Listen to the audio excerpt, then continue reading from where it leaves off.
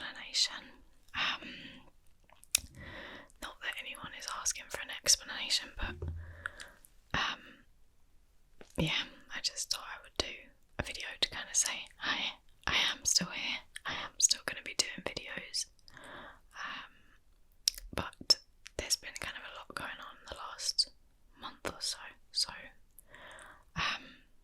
yeah, I just haven't been able to film anything or do any research for true crime cases or anything like that. So, I feel very strange doing this, and it's only been a month, I think, since I posted my last video. As if I wasn't self-conscious enough already. But anyway, so after the last video that I had uploaded, I actually went on holiday. I went away to Italy for 4 days. I was in Rome and I had an amazing time. It was just incredible. It's an amazing city and there's so much history to it, and I just love it, and I can't wait to go back to see more because 4 days is just not enough. So yeah, I went away at the end of March, and my husband actually ran the Rome Marathon, so that was amazing. It was his first ever marathon and it was just incredible. The whole experience was incredible and it was so nice to be able to do it in Rome. So yeah, that happened, and then I came home and I was down for a couple of weeks with the flu.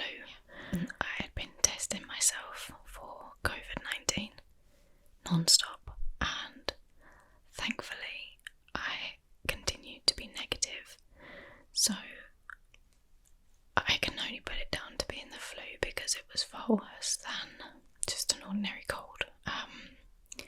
So yeah, that then happened, and it kind of lasted on me for maybe a week and a half, and then I was kind of just building myself back up for the last few weeks, and then my life kind of just got really busy again, so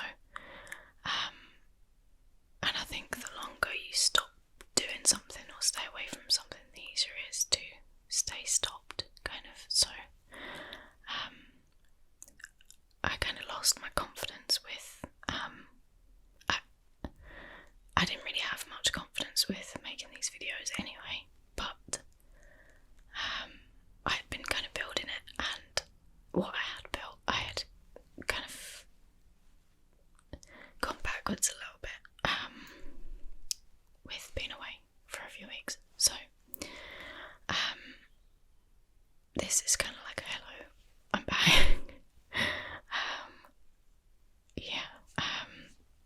So what I wanted to do for this video, obviously because I was in Rome,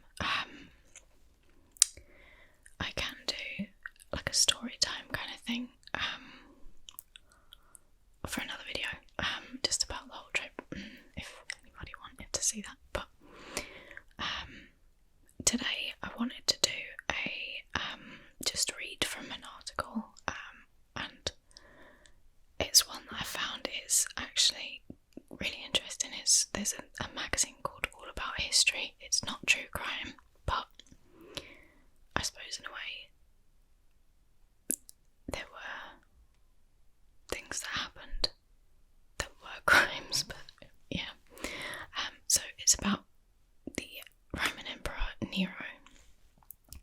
So I kind of thought it would be cool to do that because I'm just back from Rome and I find Roman history really fascinating.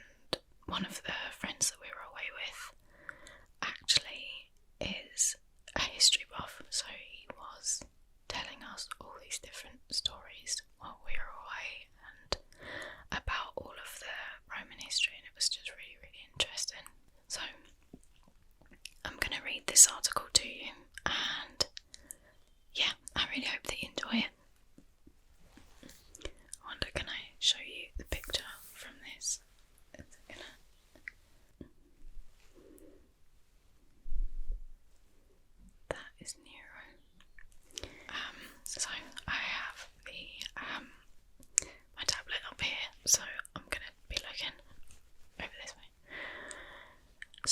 This article is called Miscreant or Misunderstood.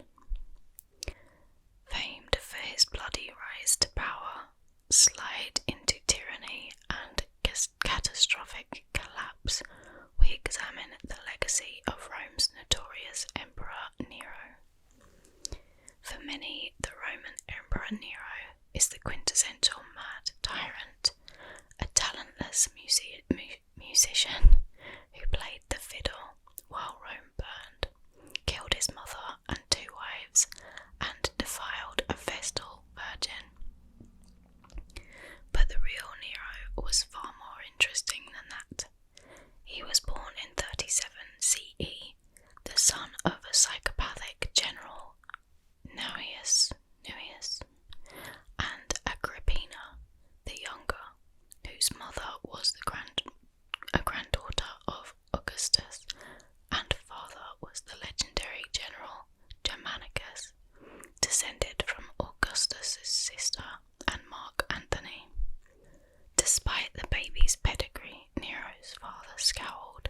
Nothing born of myself and Agrippina can be other than odious and a public disaster. And his uncle Caligula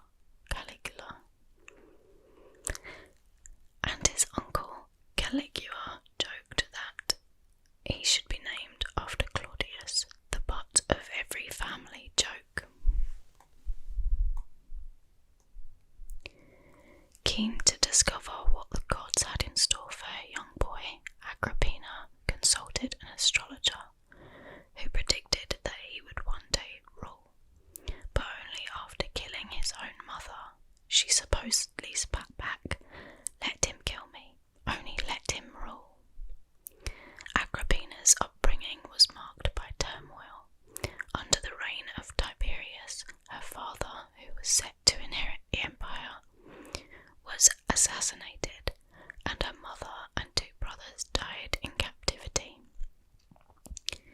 Soon after the birth of Nero, she fell out of favour yet again when her brother, the new Emperor Caligula, went mad and had her banished. Neros fled with the young Nero, but died soon after of edema, his body swelling up with fluid. Fortunately for Agrippina, on the 24th of January 41 CE, the tide turned once again when Caligula was assassinated and replaced with Uncle Claudius, who recalled her from exile and restored her son's rightful inheritance. Soon after, the emperor's wife, Nero's cousin Messalina, gave birth to a son who was named Britannicus after Claudius's successful invasion of Britain. As the mother of the emperor's only biological heir, Messalina saw the husbandless Agrippina as a serious threat to her own standing. Yet while she managed to have Agrippina's sister, Livilla, exiled for supposedly committing adultery with the philosopher Seneca, Agrippina charmed Claudius into sparing Seneca the death penalty, making him a lifelong ally. Keen to hit back, Agrippina launched a spectacular propaganda campaign centered around the salacious story that alleged Messalina had sent a group of assassins to kill the baby Nero, only to be foiled when a serpent coiled itself around the baby's crib. Agrippina followed up the yarn by placing a snake skin inside a gold bracelet and having Nero wear it at all times. When Claudius held a special edition of the secular games commemorating Rome's 800th anniversary, Messalina's worst fears were confirmed. During the ceremony, the 9-year-old Nero was paraded in public for the first time, riding on horseback alongside Britannicus, 3 years his junior. To Messalina's horror, Agrippina's son received a more impassioned ovation than her which sent her paranoia through the roof. Backed by the emperor's three most powerful freedmen, former slaves who ran the state's corrupt bureaucracy, Messalina convinced her husband to have Agrippina's sister starved to death. However, according to Roman historians, whose accounts of powerful female figures admittedly tend to be marred by misogynistic flights of fancy, Messalina's lust for power spiraled into a series of increasingly dangerous sexual liaisons that saw her sleep with, manipulate, and kill several high-profile figures. As the bodies piled up, Agrippina shored up her position by seducing and marrying her sister-in-law's rich husband, Celastius Passienus Crispus.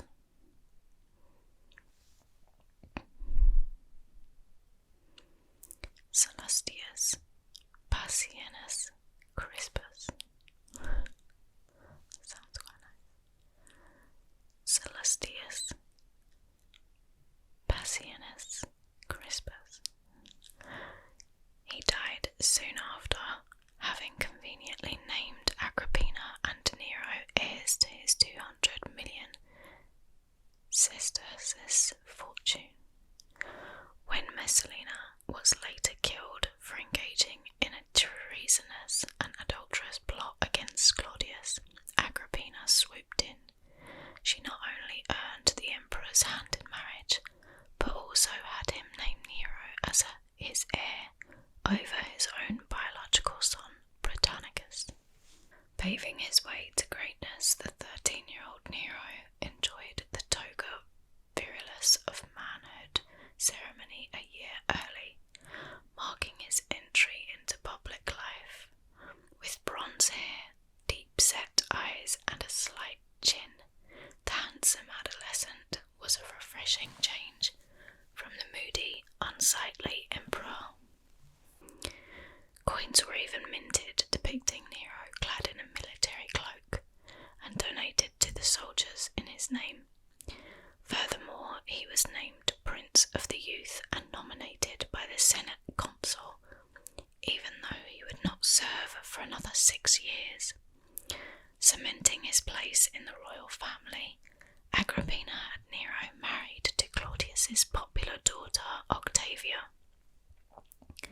Agrippina also placed him under the tutelage of the brilliant Seneca and the leader of the Praetorian Guard Sextus Afranius Burrus, both of whom owed her their positions.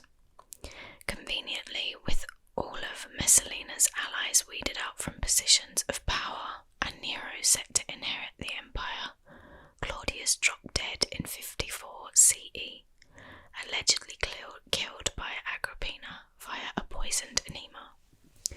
With that, the 16-year-old Nero was emperor. Seneca wrote a remarkable accession speech where Nero promised to uproot the corruption that had plagued Claudius's court and return powers to the Senate.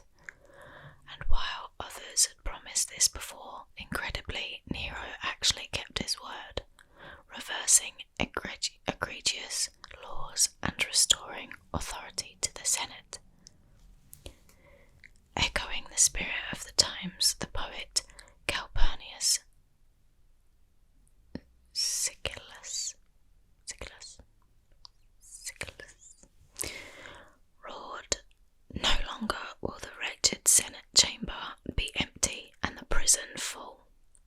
The emperor was a man who appealed to all classes alike.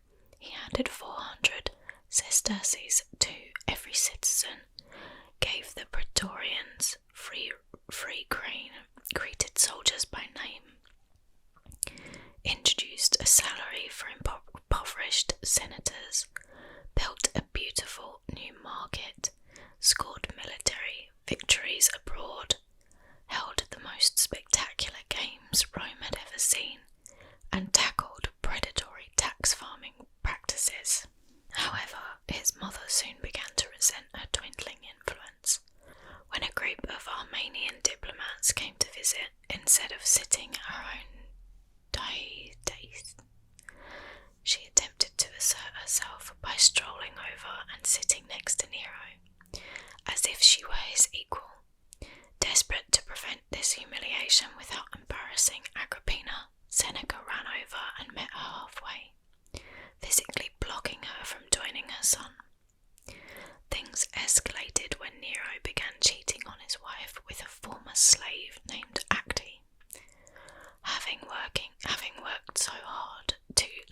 recognise Nero's claim to power. This was something Agrippina could not bear. During one screaming match, she even threatened to support his stepbrother Britannicus's claim over his. Not long after, when Britannicus dropped dead at dinner, Nero coldly remarked it must have been an epileptic fit. Agrippina, however, knew a poisoning when she saw one. The feud finally reached a crescendo when Nero began a riskier affair with a more prominent noblewoman, Poppaea Sabina. Having lost control, Agrippina is even said to have tried to seduce her son out of desperation, with her inappropriate behaviour convincing Nero that she was too dangerous to let live. When his plan to drown her in a booby-trapped boat failed, he simply dispatched a group of assassins to bludgeon and butcher her to death, justifying it by claiming she had sent someone to murder him. The prophecy was fulfilled. With his mother out of the way, Nero began to take less heed of his advisors, marking a new chapter of his rule. The emperor had always dreamed of racing chariots and singing in public, but Seneca and Burrus had kept his worst excesses under control by having him practice in private. Now rebranding himself as Apollo, the sun god of chariots and song, Nero began paving the way towards his public debut. In 59 CE, the emperor spent a fortune encouraging nobles to take part in gladiatorial battles and theatrical performances, much to the disgust of the more conservative aristocrats. That same year, at the inaugural Juvenile Games, celebrating his first shave, Nero himself took to the stage, playing the lyre and singing before a shocked audience of elites and soldiers. Afterwards, the theatre filled with the most spectacular applause as the emperor unveiled the Augustiani, an entourage of young Roman knights who spent all day celebrating his majesty. Poor Burrus was compelled to lead the praetorians in applause, with tears of shame in his eyes. Although the event was technically a private affair, it was a major milestone. Later, Nero introduced the Neronian Festival,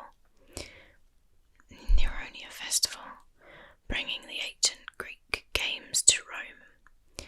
While many nobles thought Greek athletics with their vulgar, naked wrestling were an affront to Roman virtue, the lowly plebeians, who comprised the vast majority of the population, gleefully lapped up each of Nero's increasingly ambitious spectacles. Most would never have a chance to visit Greece. Finally, in 64 CE, during a trip to the Hellenic retreats of Naples, the emperor officially sang on stage for the first time in public. During the performance, the city was rocked by an earthquake that tore the theatre to the ground.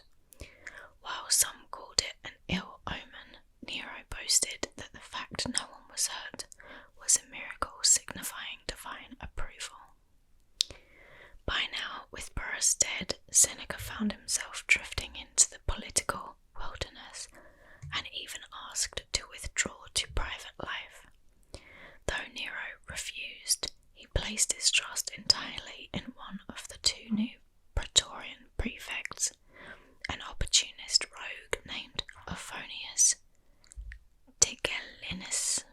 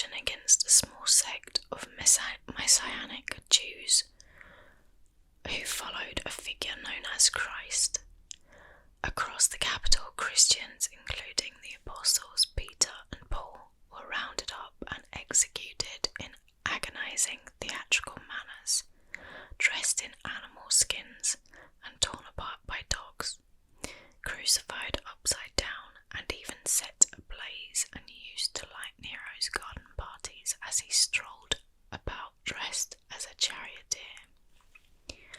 Aside from angering conservatives with his artistic pursuits, Nero had also begun to go back on his initial vows, treating the Senate with increasing disdain and even lifting a freeze on closed-door treason trials. As Rome reeled from the fire, a group of patricians were caught plotting to assassinate Nero and replace him with the statesman Gaius Piso. Indicating the mood when interrogated, the tribune Subrius Flavus explained, "I began to hate you when you turned into the murderer of your mother and wife, a chariot driver, an actor, a fire racer." Growing increasingly paranoid, Nero tasked Tigellinus with uprooting the plotters, which he took as a license to wipe out his enemies, with even poor Seneca driven to commit suicide. After the next Neronian Games, where Nero performed his music yet again, his wife Poppaea and their unborn child died unexpectedly, triggering a dramatic mental breakdown. Grieving and distraught, he became more paranoid and frivolous than ever, leaving the capital in the hands of the freedman Helius in 67 CE, so he could go on a tour of the great Greek Games. Over the next year, Nero travelled across Greece, winning all 4 major games and amassing 1,800 prizes. During one particularly dangerous 10-horse chariot race, he was thrown from his chariot, almost fatally, only to climb back on and finish.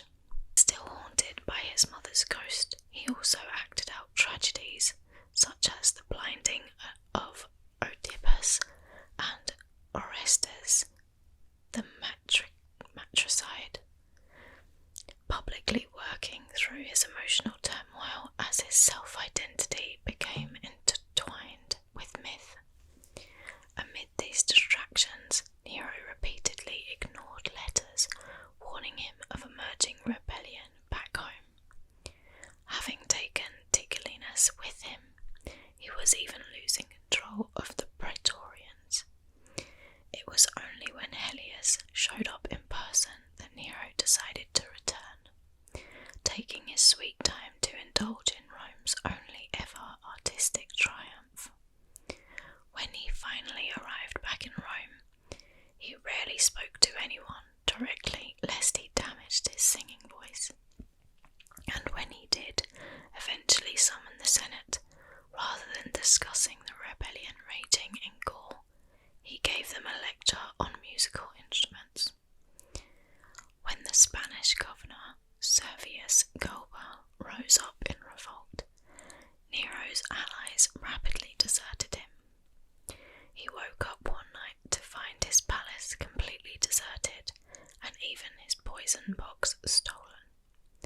Desperate, he fled with a group of his beloved freedmen to one of their derelict properties, where he dramatically committed suicide, proclaiming, "What an artist the world is losing." By the time of Nero's death, infighting had wiped out Augustus's lineage, throwing the empire into chaos, with numerous generals desperate to seize power for themselves. Power eventually fell to Vespasian, a commander who had once earned Nero's wrath for nodding off during one of his performances.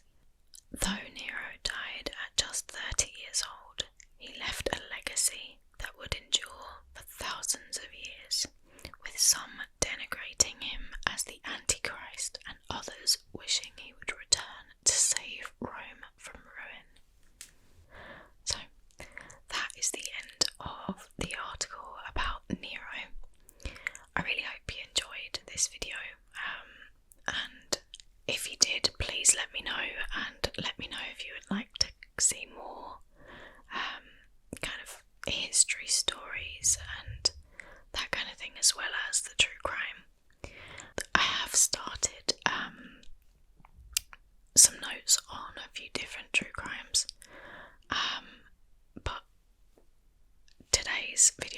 was just because I haven't finished them yet, and I don't want to put anything out there that's not that I haven't put a lot of work into. I don't want to just kind of throw together notes, and I like to kind of do more in-depth research on the true crime videos so that I know I'm giving you the right information. So yeah, I do hope to have something, a true crime video up in the next maybe week or so, but I'm kind of easing myself back in